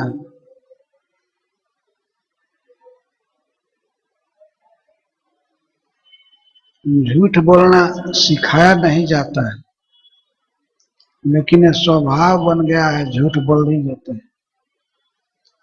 कोई क्लास में नहीं कहा होगा कुछ कभी कभी कुछ झूठ बोलना चाहिए। अब बहुत दिन सच बोल लिए, जी उब गया, कुछ कुछ झूठ बोलिए। लेकिन झूठ तो स्वभाव में है, वो आ ही जाएगा। शिक्षा यही दी जाएगी कि झूठ नहीं बोलना चाहिए, झूठ नहीं बोलना चाहिए।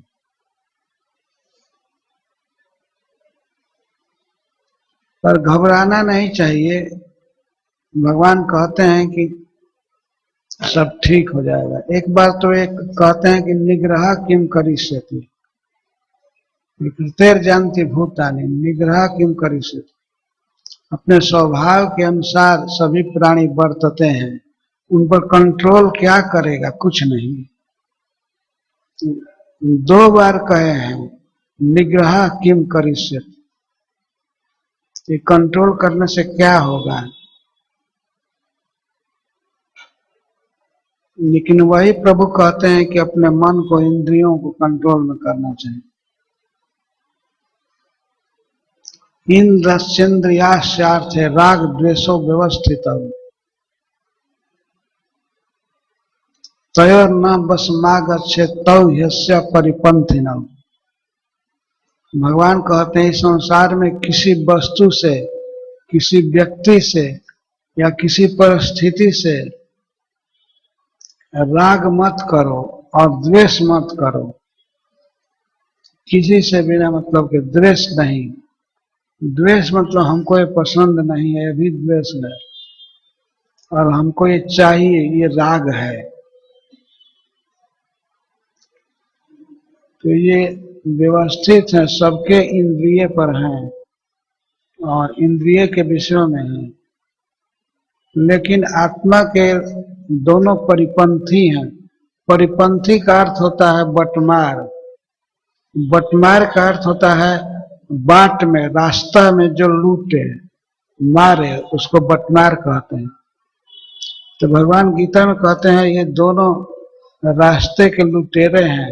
हम सब रास्ते में, हम पथिक हैं, भगवान के तरफ बढ़ना चाहते हैं। लेकिन ये राग और द्वेष दोनों रास्ते में बटमार की तरह लूट लेते हैं, मारते हैं। कहीं फंस जाते हैं, राग हो जाता है, और कहीं द्वेष करते हैं। द्वेष करेंगे हमारे लिए बड़ा बाधक है, और राग भी बाधक है। तो तयोर न वशमागच्छेत्, इन दोनों के वश में नहीं होना चाहिए, भगवान कहते हैं।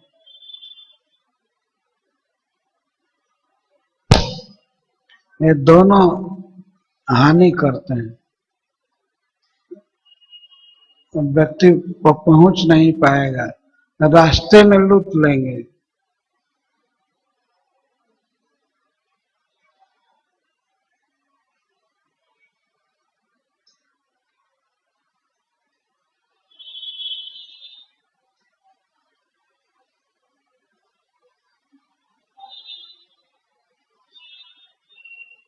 सब तरह से सेफ पहुंचने के लिए भगवान के पास महामंत्र का उच्चारण सभी शास्त्र कहते हैं कि उपाय है। हरे कृष्णा कृष्णा कृष्णा हरे हरे, हरे राम राम राम हरे। ये जपते रहिए, भगवान की कृपा से सिद्धि मिलेगी।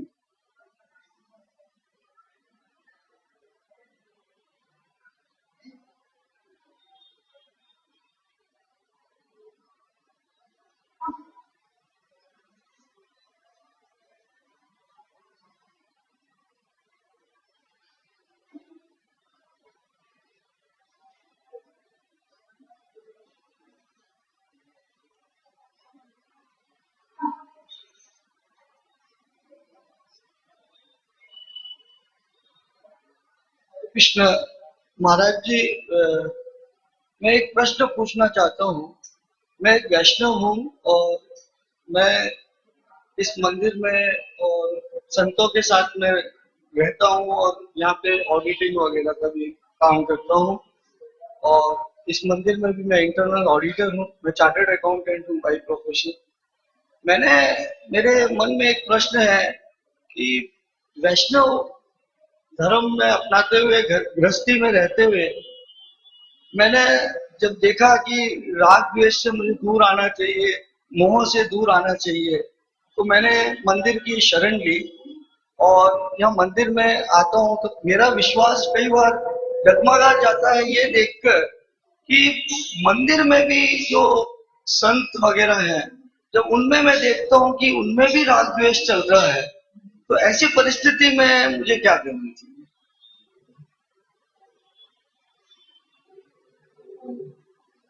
भगवान गीता में कहते हैं संयम योग, अपने मन को बैलेंस में रखना चाहिए और जो उचित देखना है वही देखना चाहिए और सुनना है। मंदिर में आकर के भगवान का दर्शन करना और वैष्णवों के मुख से भगवान की कथा होती है, गीता या चाहे भागवत, उसको सुनना चाहिए और बहुत वार्ता नहीं सुननी चाहिए और देखना भी नहीं चाहिए। नहीं तो प्रकृति के 3 गुण हैं और ये बड़े बलवान हैं, ये प्रभाव सब पर डालते रहते हैं, तो कभी कभी भक्त पर भी बड़ा प्रभाव डाल देते हैं, तो उस समय उसका आचरण, उसकी बोली कुछ भिन्न हो जाती है, कभी कभी रजोगुणी, कभी तमोगुणी, तो उस पर ध्यान नहीं देना चाहिए।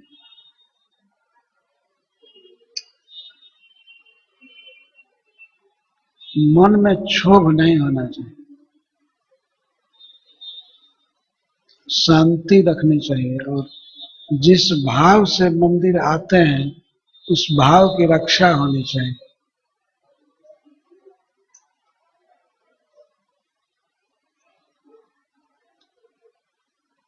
एक बार कथा है, एक वैष्णव पैठण में रहते थे। पैठण महाराष्ट्र का एक गांव है, पुणे के पास। तो पैठण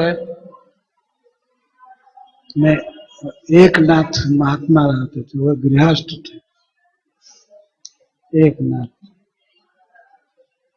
तो एक बार एकादशी के दिन वे जा रहे थे स्नान करने गोदावरी जी में।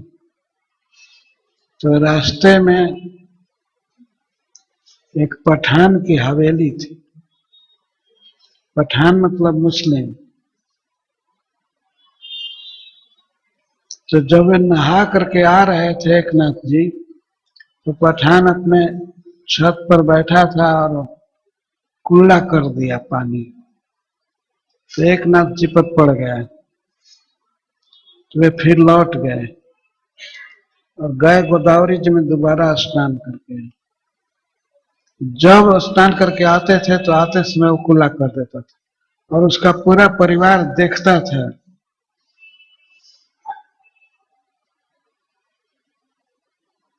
तो उसकी स्त्री पूछी, कही कि ऐसा क्यों करते हैं, बेचारे को क्यों थकते हैं? तो कहा कि मैं ये देख रहा हूं कि इस काफिर को क्रोध क्यों नहीं आ रहा है। मैं हैरान इसलिए हूं, मैं इस पर इतना कुल्ला किया, वो कुल्ला लगभग 108 बार पहुंच गया और 108 बार एकनाथ महाराज गए गोदावरी जी में स्नान करके आए। अंत में अंत में उस शैतान की पशुता हार गई, उसकी सठता हार गई, और वो अंत में सोचने लगा कि इसको थोड़ा भी क्रोध नहीं है। वो उतर गया कोठा से और अंत में आते समय एक नाथ जी के चरण में गिरा। मेरा अपराध क्षमा कर दीजिए, मैं बहुत पाप किया, आप पर थूक दिया, कुल्ला किया। तो एक नाथ जी ने कहा कि इससे क्या हुआ, आपने तो मेरा उपकार किया ना, आप हमको ऐसा अवसर दिए कि 108 बार मैं नहाया, तो आपने तो पुण्य का काम किया है। तो एक नाथ महाराज उस व्यक्ति में देख रहे थे और सही वो सच्चे भाव से बोल रहे थे कि मैं उसके कारण 108 स्नान किया और एक बार भी ऊपर देखा नहीं और कहा नहीं कि ये क्या कर रहे हो, इतना तक नहीं कहा। मन पर क्षोभ नहीं हुआ, मन में उसको अनुचित नहीं माने कि भगवान की यही इच्छा थी, और जाकर स्नान कर आते थे। 108 बार स्नान किए गिन करके, क्योंकि वो 108 बार खुला किया। वो तो उसका स्वभाव ही था, वो तो करेगा ही, उसके लिए वही शोभा की बात है।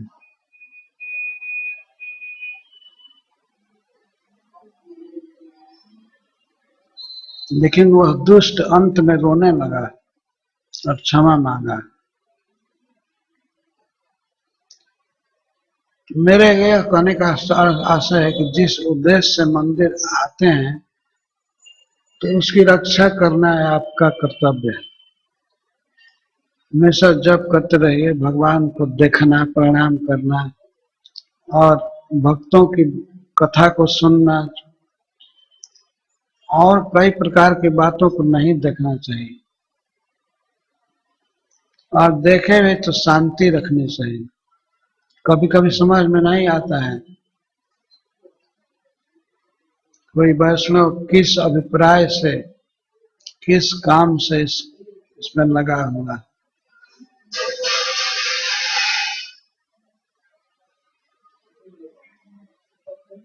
लेकिन वैष्णवों में जो राग और द्वेष होता है वह न्यूनाधिक रूप से कृष्ण भक्ति के कारण होता है। जैसे हनुमान जी लंका में गए और इतना क्रोध हुआ कि वे लंका को जलाने लगे, बहुत क्रोध में थे। सब राक्षसियां हाय हाय करने लगे, पानी पानी पानी, सब रानी अकुलानी खाए, हाथी जलने लगे, घोड़ा जलने लगे, गाय जलने लगी, सब गाय तो हाथी नहीं, और सब जलने लगे। बच्चे जल रहे हैं, स्त्रियां जल रही हैं, राजकोष जल रहा है, अन्न भवन जल रहा है, सब जल गया। और कोई उस समय देखे हनुमान जी को तो कहा कि बाप रे कैसा राक्षस है, इस सबको जला रहा है, कहाँ का आतंकवादी आ गया है। लेकिन हनुमान जी के उस समय उस कर्म को देख करके भ्रम हो सकता है, लेकिन वो जो भी कर रहे थे वो भगवान की इच्छा के अनुसार कर रहे थे, तो वही ठीक था। तो कभी कभी वैष्णव में देखा जाता है कि ये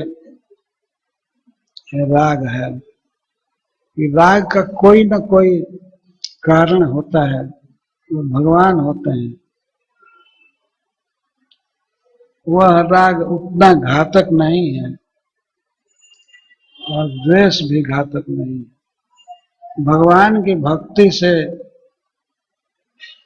वो सॉफ्ट हो जाते हैं।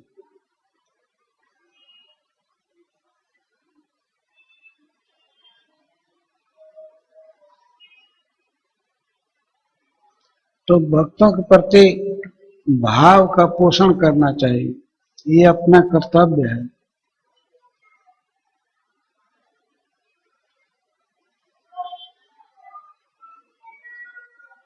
जैसे कहा गया कि ब्राह्मण का आदर करना चाहिए, तो हजारों श्लोक हैं जिसमें कहा गया है कि वैष्णव का सम्मान करना चाहिए।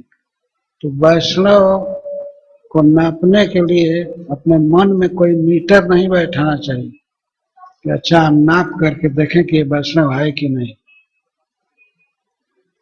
एक सामान्य धारणा के अनुसार भगवान की भक्ति कर रहा है, नाम जप कर रहा है, प्रणाम कर रहा है, तो वैष्णव है। और हमारे लिए वो सत्कार का पात्र है। कभी दुर्भावना नहीं करनी चाहिए। दुर्भावना करनी है तो यहाँ बॉलीवुड वालों के साथ कीजिए, सिनेमा वालों के साथ दुर्भावना कीजिए, इससे दुर्वासना का प्रचार होता है। या हत्या करने वाले जो दुष्ट हैं उनके प्रति होना चाहिए, भक्तों के प्रति नहीं। उनके अन्य दोष गुण चिंतन मस्तक, अगर कुछ मान्युट दोष है, गुण है, द्वेष है, राग है, तो उसे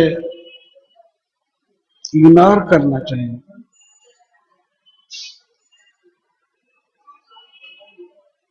क्योंकि हम अपना सुधार करने आए हैं ना मंदिर में, हमें किसी के दोष गुण पर ध्यान नहीं देना चाहिए।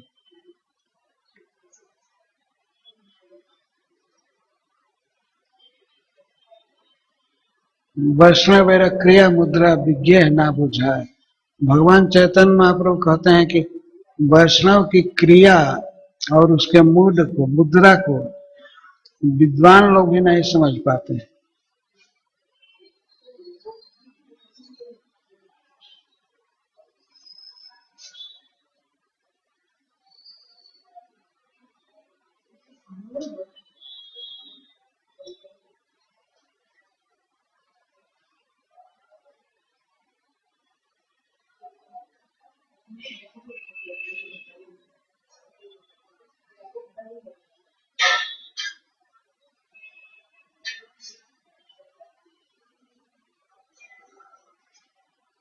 ये मैं सबके लिए कह रहा हूं, अपने लिए भी कह रहा हूं कि अपने को शुद्ध रखना है तो दूसरे का दोष गुण आवे नहीं, दूसरे के दोष गुण का एक ग्राहक न बने मन। अन्य से दोष गुण चिंतनमा सुतत्व, यदि हम दूसरे का दोष चिंतन करेंगे तो दोष हम में आएगा, और श्रवण या कथन करेंगे तो हम में आएगा।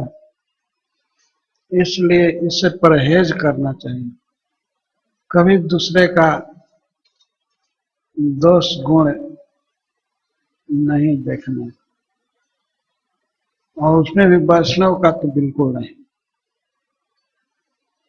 भगवान का भक्त है तो उसकी संभाल भगवान करते हैं।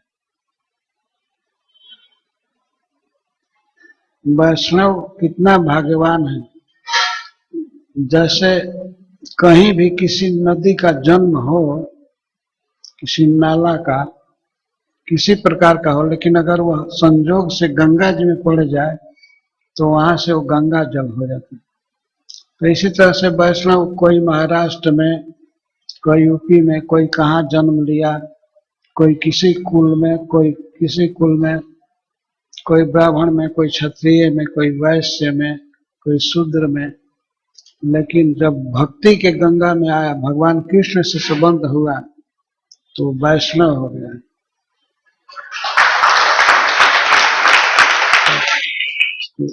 हम लोगों का ये कर्म नहीं है कि हम वैष्णव के दोष को देखें।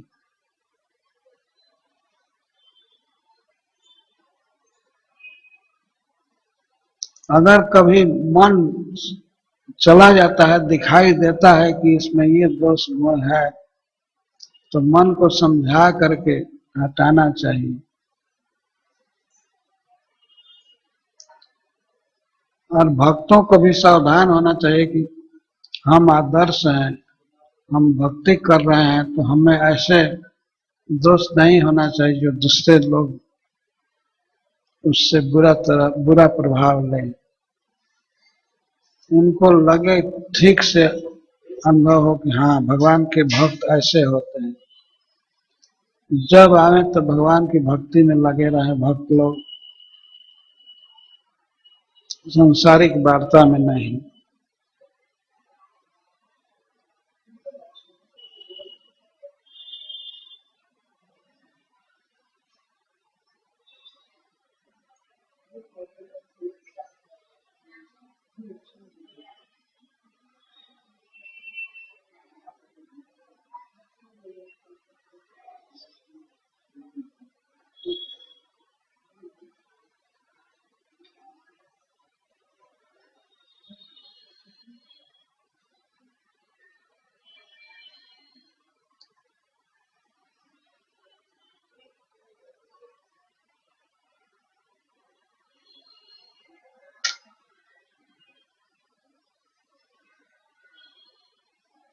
जितना ही हम सद्गुण देखेंगे उतना ही सद्गुण हमारे अंदर आएगा।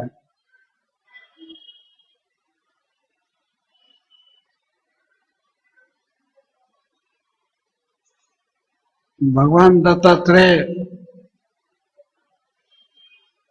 ऐसे सांसारिक दृश्यों को देखकर भी शिक्षा लेते थे। वे 24 गुरु बनाए, तो 24 गुरु उनको उपदेश नहीं किए कि जप करो, भगवान को प्रणाम करो, कोई कुछ भी उपदेश नहीं किया, लेकिन भगवान स्वयं उपदेश ले लिए। अपने मन से अपने बुद्धि से उन्होंने ग्रहण किया कि इससे ये उपदेश मिलता है।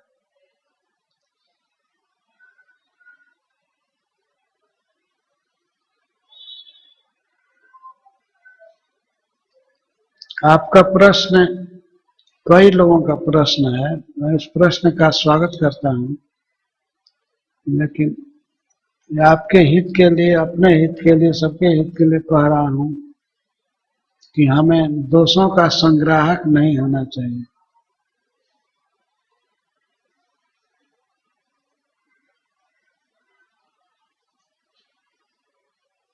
इग्नोर करना, मन से सोचना भी नहीं चाहिए।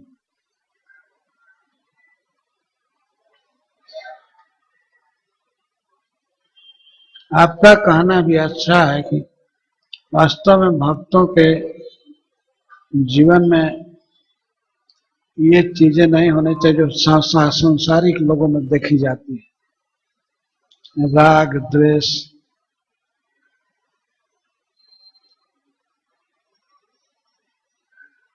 ये भक्तों में रहने लायक चीज नहीं है,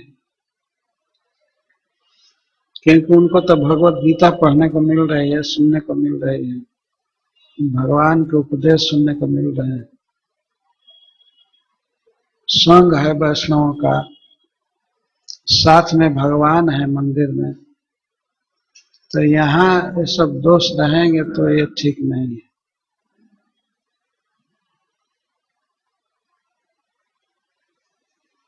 अच्छा, हरे कृष्ण।